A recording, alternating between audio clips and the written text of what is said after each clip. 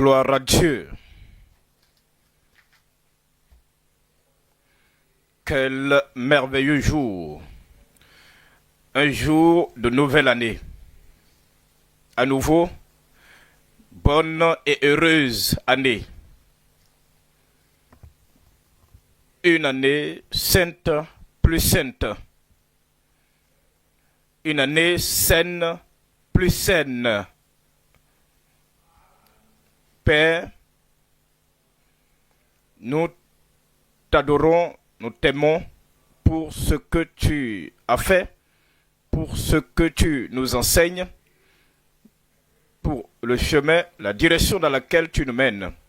Seigneur, nous prions que nos vies te rendront contents, nos vies te glorifieront, nos vies t'honoreront. Et plus de grâce coulera dans toutes les vies au nom de Jésus. Sois avec nous en ce temps. Merci Seigneur. Au nom de Jésus, nous prions. Maintenant, vous devez comprendre que tout amen que vous dites aujourd'hui doit réveiller les gens autour de vous et qui pourraient être en train de dormir. Que Dieu bénisse chacun de vous. Veuillez vous asseoir. Nous venons à nouveau dans Hébreux chapitre 11. Nous considérons les versets 20 et 21, 22. La foi inébranlable dans les choses à venir. La foi inébranlable dans les choses à venir.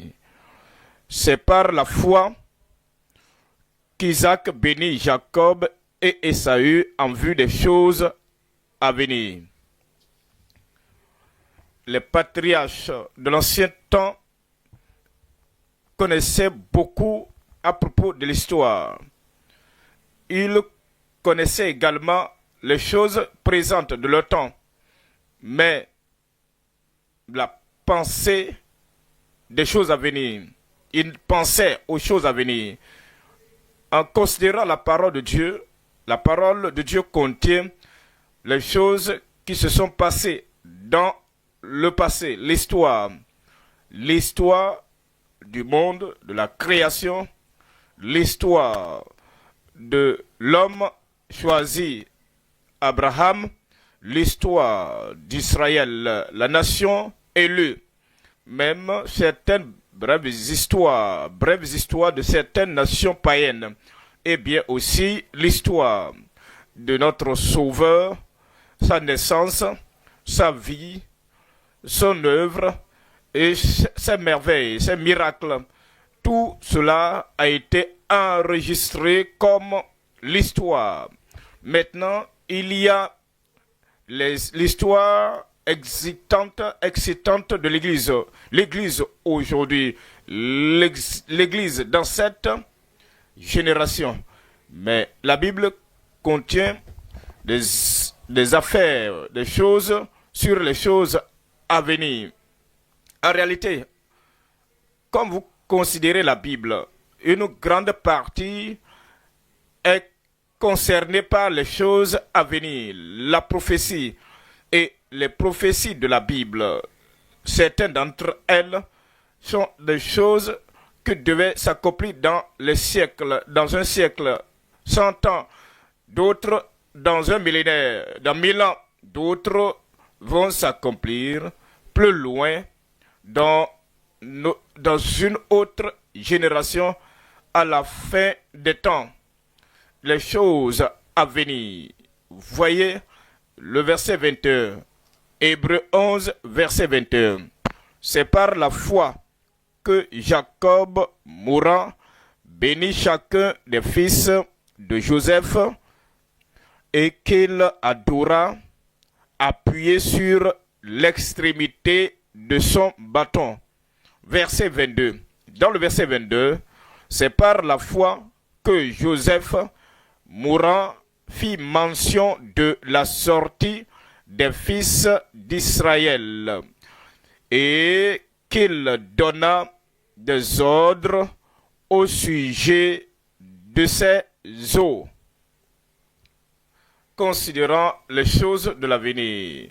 Il pensait, quand nous pensons à ces croyants, Enoch parla des choses à venir. En Jude, chapitre 1, versets 14 à 16. Et Noé, Abraham, Isaac, Jacob, Joseph, Moïse, ils ont tous compris que le monde ne finissait pas en leur temps. Ils ont parlé des choses à venir. C'est pourquoi nous considérons ces versets de l'Écriture avec le message intitulé « La foi inébranlable dans les choses à venir ». La foi inébranlable dans les choses à venir. Nous allons considérer 3 choses dans le message.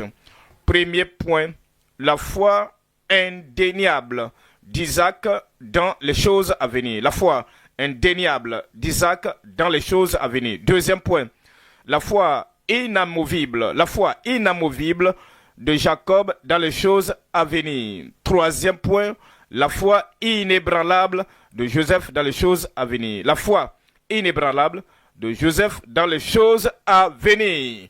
Voyons le premier point, la foi indéniable d'Isaac dans les choses à venir. Nous examinons Hébreux chapitre 11, verset 20. C'est par la foi qu'Isaac, avez-vous remarqué les choses qu'il a soulignées par la foi Abel, par la foi Enoch, par la foi Noé, par la foi Abraham, à travers la foi Sarah, par la foi Isaac. Tous ces gens, ces patriarches de l'Ancien Testament avaient de grandes qualités. Mais il y avait une chose qui les particularisait, qui les distinguait, c'est la foi qu'ils avaient. Isaac avait de l'ingéniosité. Isaac avait la soumission, d'être soumis au Seigneur. Il avait la qualité de l'abandon total qu'il ne pouvait pas être quelqu'un qui ne discutait pas avec le Seigneur. Il avait de l'action, des actions qui suivaient ce qu'il croyait. Isaac était complètement soumis, consacré au Seigneur. Néanmoins, la chose unique, la chose indispensable, c'était la foi par la foi. Dans votre vie, dans votre démonstration de l'engagement chrétien, vous devez comprendre la chose la plus importante à Dieu, c'est votre foi. Par la foi, Isaac bénit Jacob et Ésaü en vue des choses à venir. Des choses à venir. En vue des choses à venir. Nous allons considérer 3 éléments ici. Premier élément, la déclaration d'Isaac par la foi sur Jacob et Ésaü. Deuxième élément, la prédiction indélébile du futur des Juifs et des Édomites. Les Juifs, c'était les descendants de Jacob. Les Édomites, ce sont là les descendants, la lignée d'Ésaü. Troisième élément, nous avons la prophétie infaillible sur le sort des justes et des méchants. Le premier élément, la déclaration d'Isaac par la foi sur Jacob et Ésaü. Vous connaissez bien l'histoire de comment Isaac appela Ésaü, voulant le bénir, mais prononçant la bénédiction, voulant prononcer la bénédiction sur Jacob. Et maintenant, finalement, comme Jacob s'est infiltré, il l'a béni et Esaü est venu plus tard. Esaü dit, je suis là, mon père. Vous connaissez l'histoire. Bénis-moi, mon père. Isaac dit, qui est venu alors pour recevoir la bénédiction? Et je l'ai béni en réalité. Et il est béni en réalité. Parce que c'était là la parole que le Seigneur avait donnée à la mère. Lorsque la mère était enceinte de ses deux enfants, bien que Isaac voulut bénir Esaü, transférer la bénédiction d'Abraham, d'Isaac à Esaü pour que Dieu aurait été ainsi le Dieu d'Abraham, le Dieu d'Isaac et d'Esaü. Mais Dieu a établi que lui sera le Dieu d'Abraham, le Dieu d'Isaac et de Jacob. Lorsque lui a prononcé la bénédiction à Jacob, il a dit, c'est fait. Je l'ai fait chef sur toi. Je l'ai donné la domination et la prééminence. Il est béni et béni en réalité. Ce qui est arrivé à Esaü, c'est qu'il a vendu son droit d'aînesse lorsque la pression, la faim le saisirent. Il revenait des champs, il était affamé. Il a permis à la douleur temporaire, à la pression temporaire, de lui ôter la promesse et la bénédiction du droit d'aînesse. Hébreux chapitre 12, verset 15. Hébreux chapitre 12, verset 15. Veillez à ce que nul ne se prive de la grâce de Dieu, à ce qu'aucune racine d'amertume poussant des rejetons ne produise du trouble et que plusieurs n'en soient infectés. La décision que Esaü avait prise en vendant son droit d'aînesse l'a affecté lui-même, a affecté tous les gens qui sont sortis de lui. Les Édomites, dans leur milliers, dans leur dizaines de milliers, dans leurs millions, sont restés à cause du moment de la faim, de la pression, à cause d'un moment de la tentation, à cause d'un moment de la convoitise. Peut cela prendre quelque chose de toi et ôter quelque chose des milliers de personnes, afin que personne ne soit comme Esaü. Verset 16. À ce qu'il n'y ait ni impudique, ni profane comme Esaü. Il est devenu une référence, un point de référence de perdant. Il est devenu un point de référence de gens qui cèdent aux désirs et aux convoitises de la chair. Quel point de référence serez-vous dans la vie, dans l'éternité, après que vous avez vécu, vous avez avancé et finalement vous quittez ce monde? Quel héritage auriez-vous laissé et quel point de référence seriez-vous? Comme Esaü, il est devenu un point de référence comme Esaü, qui pour un mets vendit son droit d'aînesse. Et à cause d'une chose petite, il a perdu quelque chose de grand. Il vendit son droit d'aînesse. Verset 17. Verset 17. Vous savez que plus tard, voulant obtenir la bénédiction, il fut rejeté, quoiqu'il la sollicita avec larmes car son repentir ne put avoir aucun effet. Maintenant, je comprends. Pleurer n'est pas nécessairement la repentance. Il a pleuré, il a versé des larmes. En réalité, as-tu obtenu, as-tu encore une seule bénédiction? Il a pleuré. Bénis-moi, il pleura. Mais pleurer et continuer dans le chemin de l'injustice, ce n'est pas là de la repentance. Il y a des gens qui ont des remords, il y a des gens qui ont des regrets.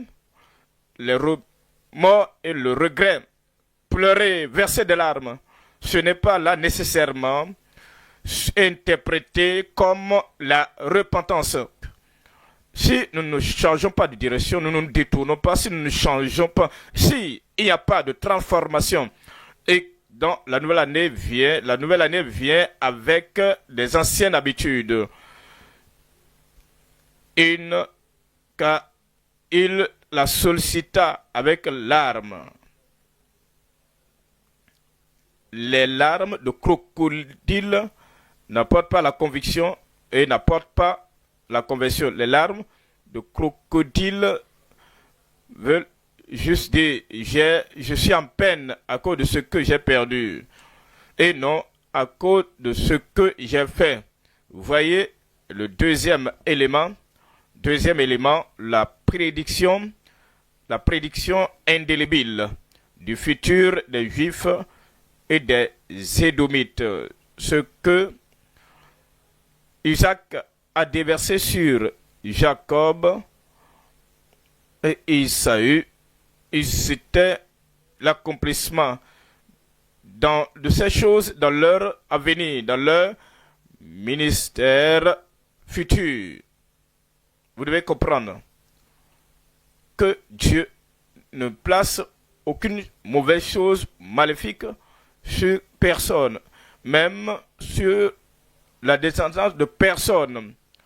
C'est à cause de ce qu'ils font. Ésaü avait la haine contre Jacob. Et ses enfants ont eu la haine contre les Israélites. C'est pourquoi les Édomites, finalement, ont hérité le jugement, le châtiment, qui s'était abattu sur Ésaü. Abdias, un seul chapitre. Abdias chapitre 1. Abdias chapitre 1, verset 8. Abdias 1, 8. Il dit, en ce jour, je détruirai les hommes sages d'Édom. Édom, il s'agit là des descendants d'Ésaü. Et dit, ne détruirai-je pas?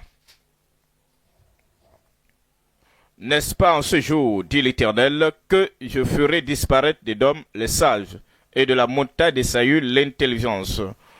Verset 9, Abdias 1, 9. Tes guerriers, ô Théman, seront dans l'épouvante, car tous ceux de la montagne d'Ésaü périront dans le carnage. Périront dans le carnage. Verset 10. Dans le verset 10, à cause de ta violence contre ton frère Jacob. À cause de ta violence contre ton frère Jacob.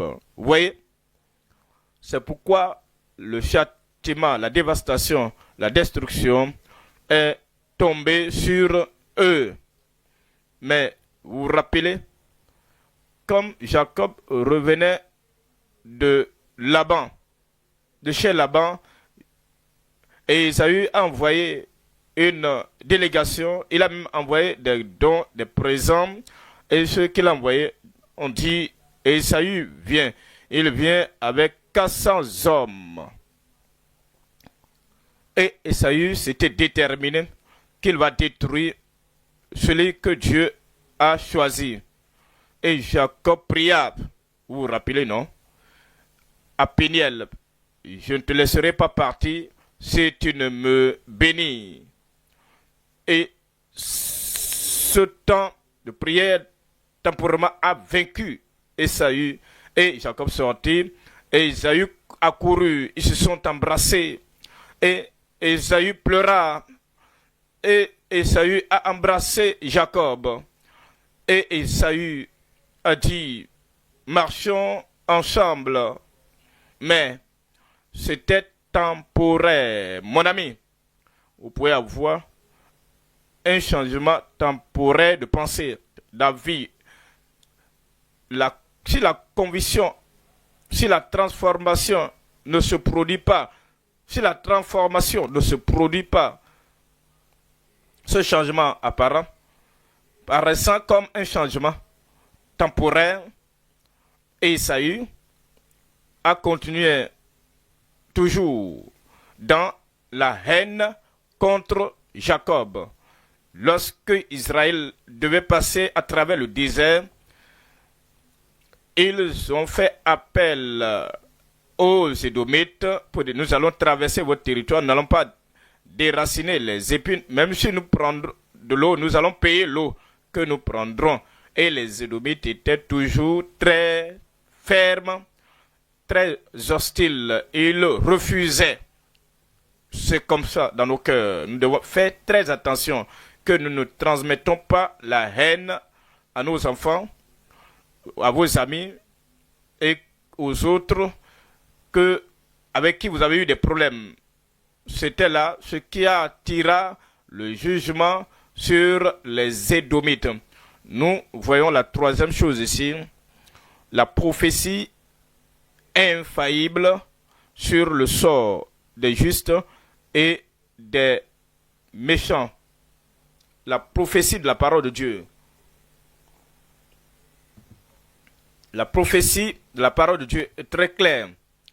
Et cette prophétie a été décrite par le Seigneur concernant les choses à venir sur le juste et sur l'injuste. Sur le juste et l'injuste, le méchant et le juste. Il y avait ces deux courants, ces deux liées d'hommes. La liée de Jacob et la liée d'Ésaü. Et la bénédiction est venue sur Jacob et sur sa lignée. Mais la chose malheureuse, la malédiction, est tombée sur Ésaü et sur sa descendance. Voyons Daniel chapitre 12, verset 2. Daniel chapitre 12, verset 2. Plusieurs de ceux qui dorment dans la poussière de la terre se réveilleront, les uns pour la vie éternelle et les autres pour l'opprobre, pour la honte éternelle. La liée de ceux qui connaissent le Seigneur, la liée de ceux qui sont engagés, consacrés au Seigneur, auront la vie éternelle. Et les autres pour l'opprobre, pour la honte éternelle. Vous voyez, Jean chapitre 5, verset 28. En Jean chapitre 5, verset 28. Jean 5, verset 28. Ne t'étonne pas. Ne vous étonnez pas de cela, car l'heure vient où tous ceux qui sont dans les sépulcres entendront sa voix et en sortiront. Verset 29. Ceux qui auront fait le bien ressusciteront.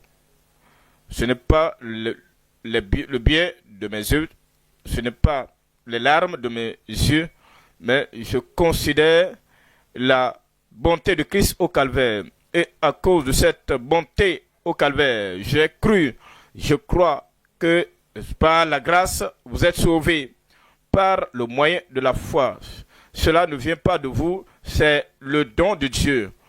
Et nous sommes son ouvrage, ayant été créé en Jésus-Christ pour démontrer, pour pratiquer les bonnes œuvres, la bonté dans la vie, qui est le fruit de l'esprit, ce n'est pas le fruit et l'effort de l'homme naturel.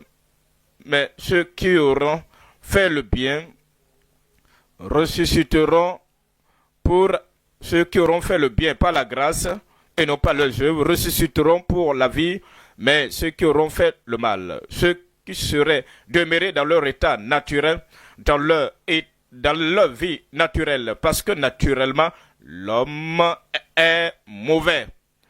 Dans le péché, je suis né dans le péché et ma mère m'a conçu dans l'iniquité.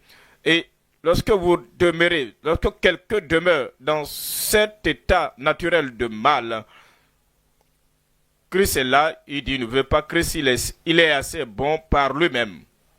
Le salut est disponible, il dit, il ne veut pas le salut, il peut se sauver lui-même, il peut se pousser lui-même par l'effort de lui-même.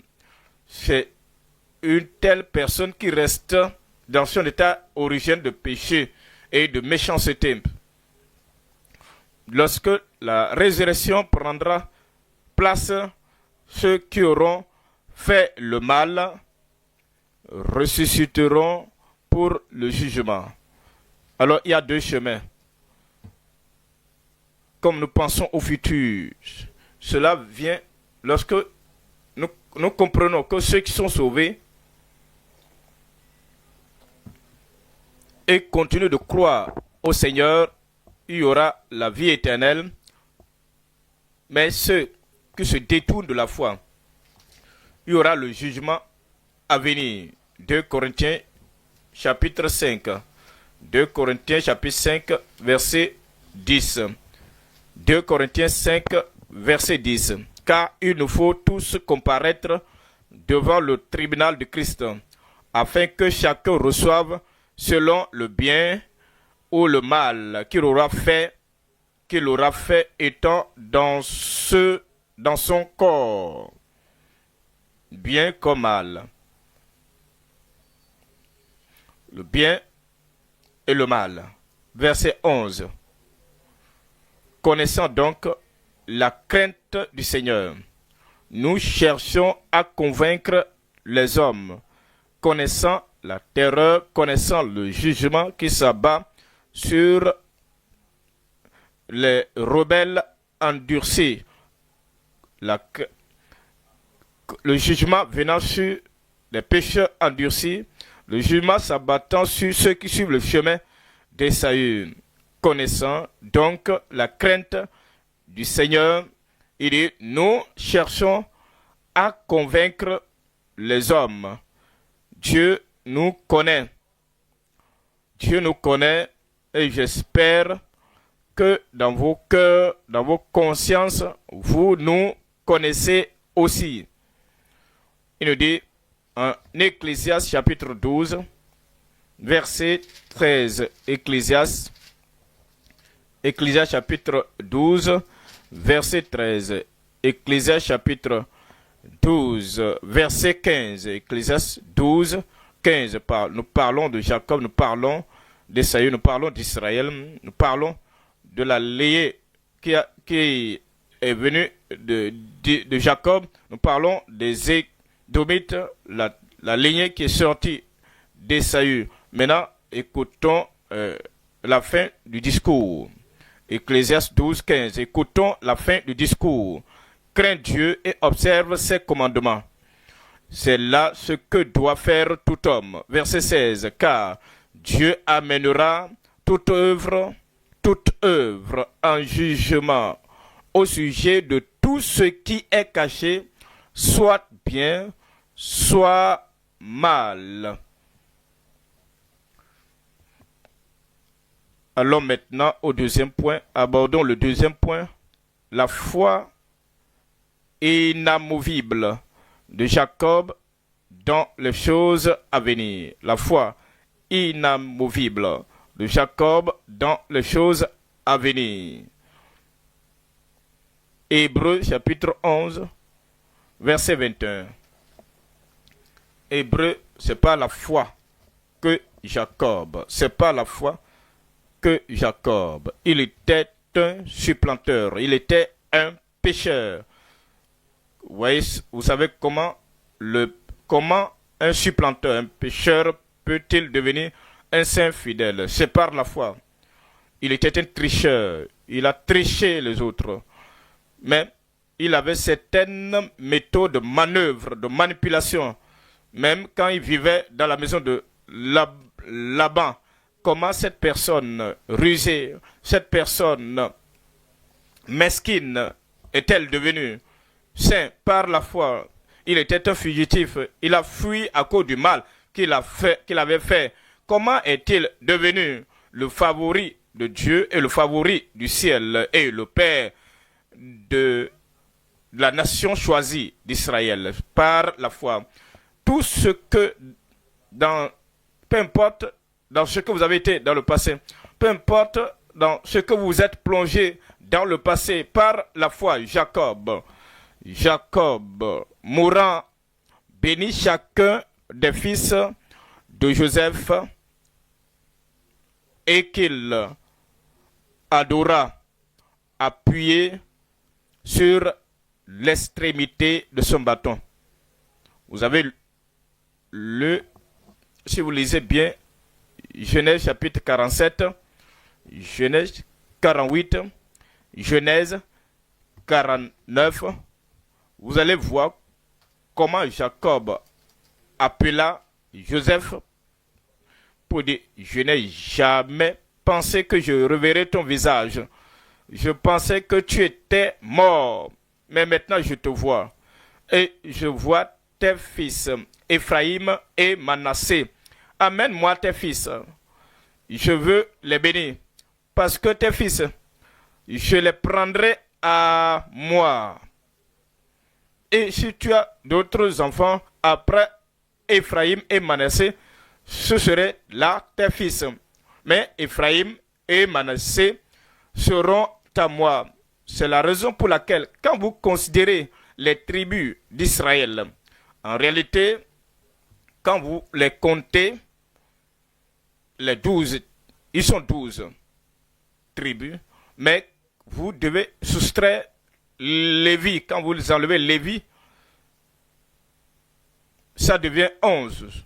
Vous allez soustraire, vous allez écarter Joseph. Quand vous enlevez Joseph, vous avez 10 tribus qui restent. C'est maintenant qu'on ajoute Ephraïm et Manassé qui sont devenus des tribus en Israël. C'est pourquoi vous avez les 12 tribus. Parce que Jacob a adopté Ephraïm et Manassé. Et ils sont devenus des tribus en Israël. Maintenant, il parla les concernant en Genèse 49.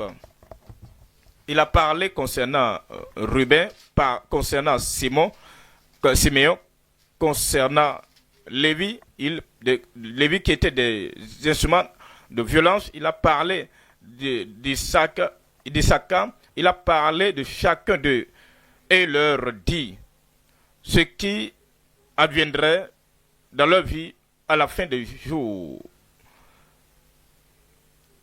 La foi inamovible de Jacob dans les choses à venir. Voyons 3 choses ici.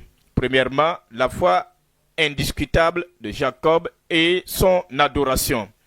Deuxième point, l'avenir inchangeable et le bien-être des Juifs, comme cela a été déclaré par Jacob. Ces paroles étaient fermes. Pouvez-vous penser à vos paroles? Si vous parlez n'importe comment, à tout hasard, il n'y a pas d'inspiration, pas de sérieux dans ce que vous dites, pas de direction dans ce que vous dites, pas de direction de la part de Dieu Tout-Puissant. Vous parlez seulement à tout hasard. Vos paroles seront comme du vent, un vent vide de la tempête, ne produisant aucun impact sur la vie de personne. Mais les paroles de Jacob n'étaient pas des paroles vides. Ce n'étaient pas des paroles qui sont du vent qui est sorti de sa bouche, mais c'était des choses qui ont déterminé la destinée de sa postérité. Nous avons l'avenir inchangeable et le bien-être des Juifs. Troisième élément, la finalité inaltérable de Jéhovah dans sa parole. La finalité inaltérable de Jéhovah dans sa parole. Si les paroles de Jacob étaient lourdes de sens, puissantes, combien plus forte raison la parole de Jéhovah a la puissance finale, l'autorité finale, la finalité inaltérable de Jéhovah dans sa parole. Voyons le premier élément. Premier élément, la foi indiscutable de Jacob et son adoration. Hébreux chapitre 11, verset 21. Voyons Hébreux chapitre 11, verset 21. Hébreux 11, 21. C'est pas la foi. Est-ce que je dis les paroles par la foi? Est-ce que je dis les paroles par la foi ou bien avec exaspération? Un type de traumatisme, sous l'effet du traumatisme, c'est quel genre de parole? Est-ce que je parle sous l'effet de la colère? Quel genre de parole serait? Est-ce que je parle sous l'effet de l'incrédulité?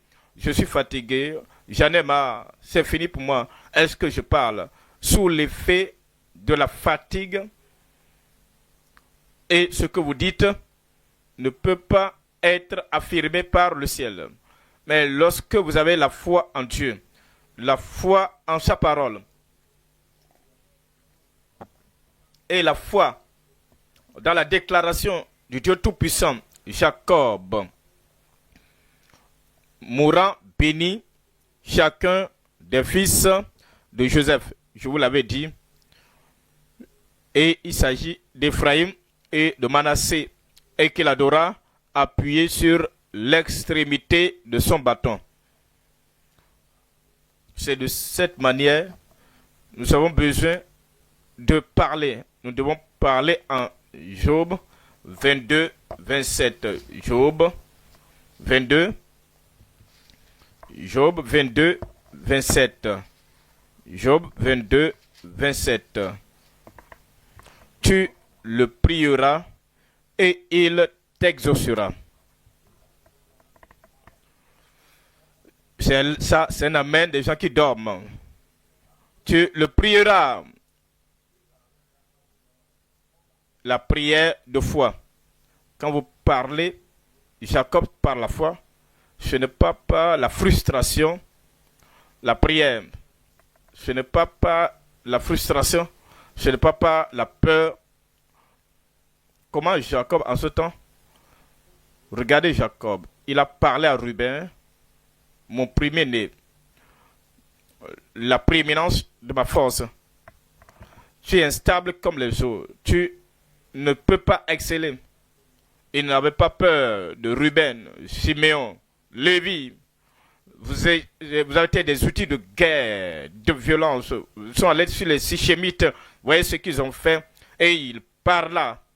Pas de peur, pas de frustration, pas la foi. Et lorsque vous priez de cette manière, tu le prieras et il t'exaucera. Un amen de nouvel an. Et tu accompliras tes vœux. Voyons le verset 28. Verset 28. À tes résolutions, décrétez quelque chose. Décrétez quelque chose. Il y a des croyants, beaucoup de croyants, ils ont seulement des suggestions. Ils n'ont jamais de décret. Ils ont seulement des opinions, mais ils n'ont pas un décret. Ils ont le désir, mais ils n'ont jamais de décret. Comme Jacob était mourant et qu'il bénissait ses fils, les paroles qu'il a prononcées sont devenues des décrets. À tes résolutions, répondra le succès. Répondra le succès. Je dis, à moi, le succès répondra. Et sur tes sentiers brillera la lumière. Un très très bon amen. Ecclésiaste chapitre 8. Nous considérons le verset 4. Ecclésiaste chapitre 8 verset 4. Parce que la parole du roi est puissante. Je dis, il y a la puissance. Comment pensez-vous à vous-même? Vous êtes un prince, une princesse. Vous voyez comme juste un individu pauvre lambda là-bas. Qui suis-je? Qu'est-ce que je vaux même? Bien, cela dépend de comment vous vous voyez, de votre perception de vous-même dans le royaume. Cela dépend de comment vous vous percevez. Alors, cela dépend de quand vous voyez. Est-ce que vous voyez comme une branche de la vigne de Christ assis dans les lieux célestes avec Christ? Et maintenant tu prononces la parole. Il dit, parce que la parole du roi est puissante. Est puissante. Est puissante. Regardez ici. Vous savez, parfois, est-ce que vous m'écoutez? Lorsque je suis presque sur le point d'être fatigué, ou de bien écouter, hein, et que je me souviens que chaque église, les reines et les rois, les princes et les princesses sont en train de prier pour moi, je deviens fort. Je suis fort parce que je sais que vous priez pour moi. Ce sont des décrets de foi et les décrets du roi, les décrets des reines. Et parfois, même quand je ne pense pas à cela, quelqu'un prie là-bas et il mentionne Moïse et il dit 120 ans pour Moïse en ce temps. Et ensuite, ils mentionnent ma modeste personne. Et ils connaissent les 120 ans de Moïse et ils connaissent cela à moi. Et je dis, les rois l'ont déclaré, les princesses, les princes l'ont déclaré, j'accepte. Alors, maintenant, nous allons inverser ça. Mais voici ici maintenant. Oui, vous êtes des rois et des reines. Moi également, je suis un roi. Lorsque je prie pour toi, pour vous, il y a la puissance dans la parole du roi. Et je dis, en cette nouvelle année, tu vas monter plus haut. Tu avanceras. Tout désir que tu as et tu pensais dans les années passées que rien n'était fait, je décrète sur toi, sur ta vie, que ces désirs soient accomplis au nom de Jésus. Parce que la parole du roi est puissante. Et qui lui dira, que fais-tu? Que fais-tu? Voyons la chose suivante maintenant. Deuxième élément, l'avenir inchangeable. L'avenir inchangeable et le bien-être des Juifs à cause de la proclamation, de la déclaration de Jacob sur eux. Les Juifs, l'avenir inchangeable des Juifs et leur bien-être. Malachie chapitre 3. Malachie 3, 6. Je suis Dieu, je ne change point. Malachie 3, 6. Je suis Dieu, je ne change point. À cause de l'exaucement de la prière par Dieu, la prière de Jacob, tous les, sur toutes les 12 tribus d'Israël, car je suis l'Éternel. Je ne change point. Et vous, enfants de Jacob, vous n'avez pas été consumés. Je dis, c'est impossible de détruire les enfants d'Israël. Quand vous considérez notre temps actuel, il y avait des nations voisines qui étaient contre Israël. Mais vous ne devez pas oublier qu'en Romains, chapitre 11, tout Israël sera sauvé. Israël a un avenir. Et à cause de cet avenir inchangeable et le bien-être d'Israël, Israël ne sera jamais vaincu. C'est pourquoi nous considérons maintenant le troisième élément. Troisième élément, c'est la finalité inaltérable de Jéhovah dans sa parole. Sa parole te concernant, me concernant et concernant l'Église. Sur cette pierre, je bâtirai mon Église. Et les portes du séjour des morts ne prévaudront point contre elle. Elles ne prévaudront point, ne pourront pas prévaloir contre l'Église de Christ. Ce que Dieu a dit sera réalisé. Je dis, ce que Dieu a dit sera réalisé. Romains chapitre 9, verset 27. Romains 9, 27. Ésaïe, de son côté, s'écrit au sujet d'Israël.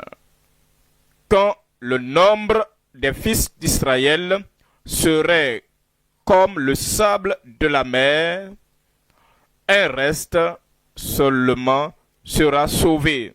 Un reste.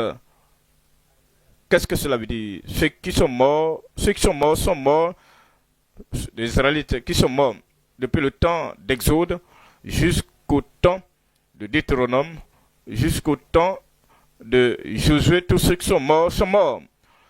Et jusqu'au temps des rois, au temps des prophètes, ceux qui étaient au temps des prophètes majeurs, des prophètes mineurs, ceux qui sont morts étaient morts. Et maintenant, au temps de Matthieu, sous le règne des étrangers, le règne étranger, ceux qui sont morts. Mais à la fin des temps, le reste, ceux qui sont restés, seront sauvés.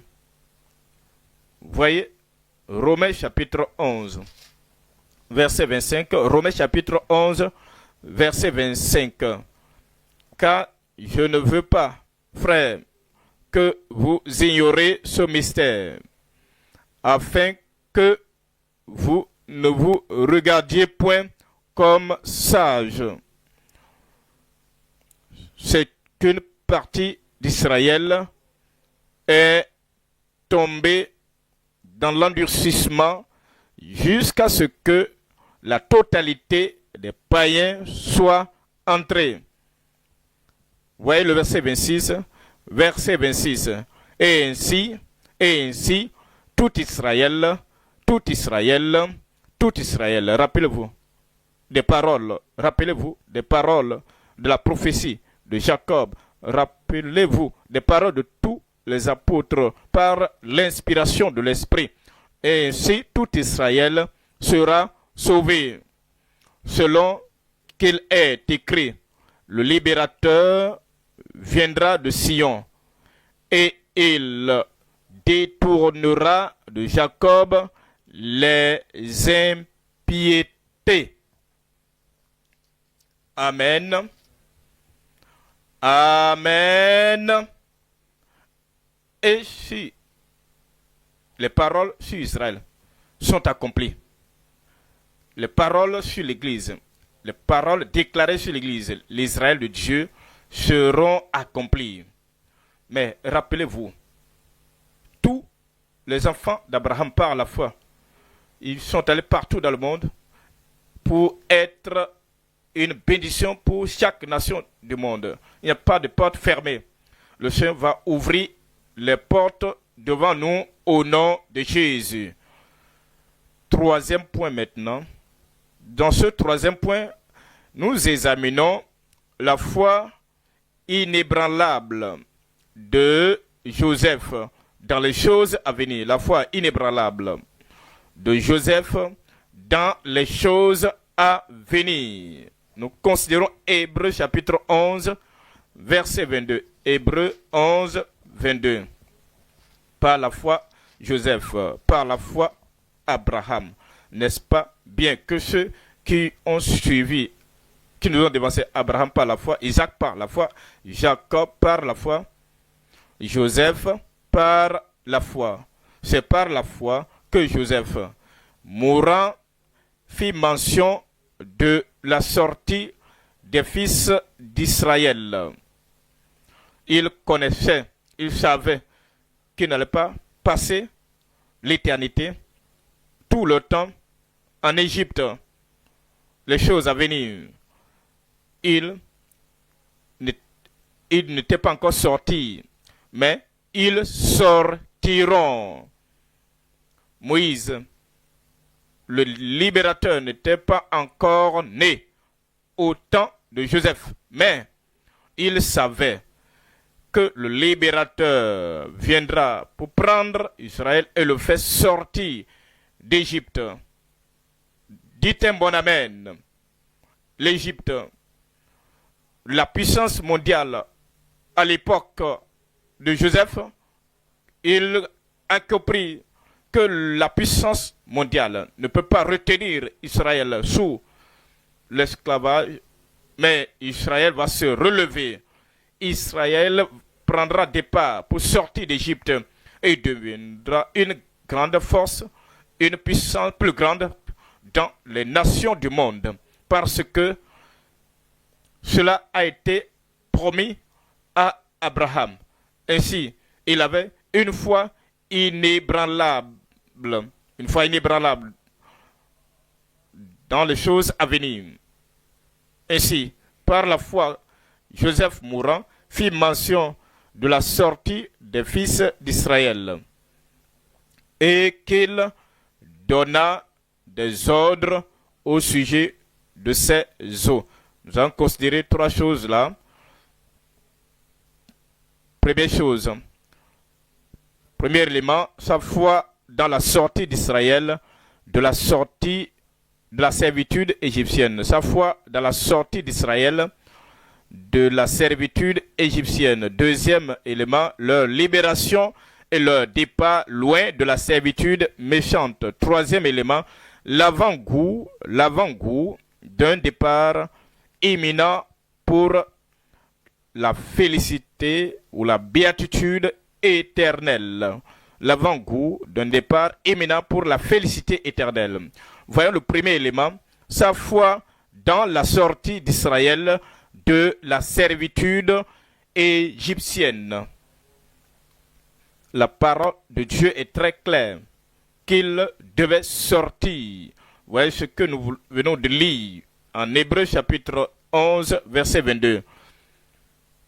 Allons plutôt en Genèse 50, verset 24. Genèse chapitre 50, 24. Joseph dit à ses frères, je vais mourir, mais Dieu vous visitera et il vous fera remonter de ce pays-ci dans le pays qu'il a juré. Nous voyons sa foi dans les choses à venir. Il dit, je vais mourir, mais rappelez-vous, tous sont morts dans la foi sans avoir reçu la promesse, mais ils les ont vus et salués de loin. Et ils ont déclaré qu'ils étaient des voyageurs et des étrangers dans ce monde. Joseph l'a vu de loin, longtemps avant que le peuple de Dieu allait sortir du pays d'Égypte. Ensuite, il dit, et comme il dit, dans le pays qu'il a juré de donner à Abraham, à Isaac et à Jacob. Verset 25. Dans le verset 25, Joseph fit jurer les fils d'Israël en disant, Dieu vous visitera et vous ferez remonter mes eaux loin d'ici. Il était très certain par la foi, il parla de la sortie d'Israël. Deuxième élément, leur libération et leur départ inévitable loin de la servitude méchante. La servitude était méchante, mais il devait sortir de cette servitude. Y a-t-il un lien maléfique qui te retient, qui te maintient à terre? Le joug est brisé. Tu es affranchi au nom de Jésus. Hébreux chapitre 2, 14. Hébreux 2, 14. Hébreux 2, 14. Ainsi donc, puisque les enfants participent au sang et à la chair, il y a également participé lui-même, afin que par la mort de Christ, Christ, anéantit celui qui a la puissance de la mort, c'est-à-dire le diable. Les Égyptiens ont retenu les enfants d'Israël dans l'esclavage et cependant, la puissance de Dieu a agi à travers Moïse pour noyer les Égyptiens dans la mer. Christ, le grand libérateur. Jésus, le libérateur plus élevé, le rédempteur plus élevé. Maintenant, il a détruit la puissance du diable et vous a affranchi. Et il m'a affranchi. Il m'a affranchi. Voyez le verset 16, verset 15.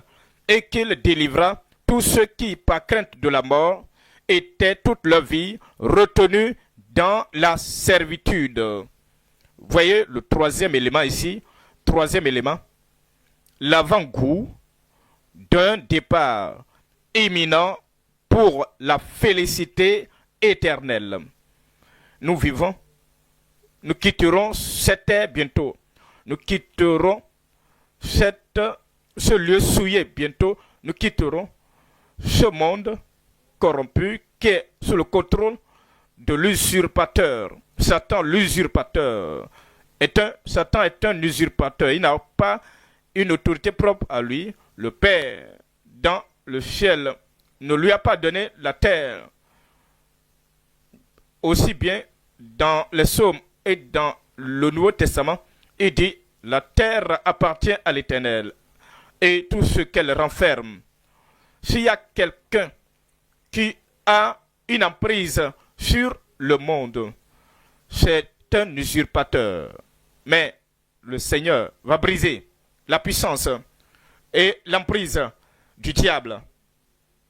Je dis, l'usurpateur doit cesser d'opérer dans nos vies. Et ensuite, nous allons échapper de ce lieu et nous serons un départ dans la félicité éternelle. Toi, je dis toi, tu auras la délivrance totale de la main de l'usurpateur au nom de Jésus. 2 Timothée chapitre 4. 2 Timothée 4, 2 Timothée 4, 6. 2 Timothée 4, 6. Car pour moi, je sais déjà de libation et le moment de mon départ approche. Verset 7. J'ai combattu le bon combat. J'ai combattu le bon combat. J'ai achevé la course. J'ai gardé la foi. Il y a trois choses là. Vous combattez le bon combat de la foi. Et vous allez gagner. Toute bataille vous remporterai la victoire.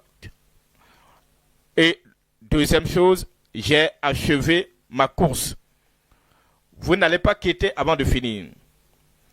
Toute petite chose que vous devez faire, vous n'allez pas quitter, mais vous finirez. Vous achèverez toute église que vous devez implanter, toute mission, toute responsabilité missionnaire que vous devez accomplir, vous n'allez pas quitter avant d'accomplir. Ceux qui quittent ne gagnent pas. Ceux qui gagnent ne quittent pas. Moi, je ne quitterai point. Je n'abandonne pas.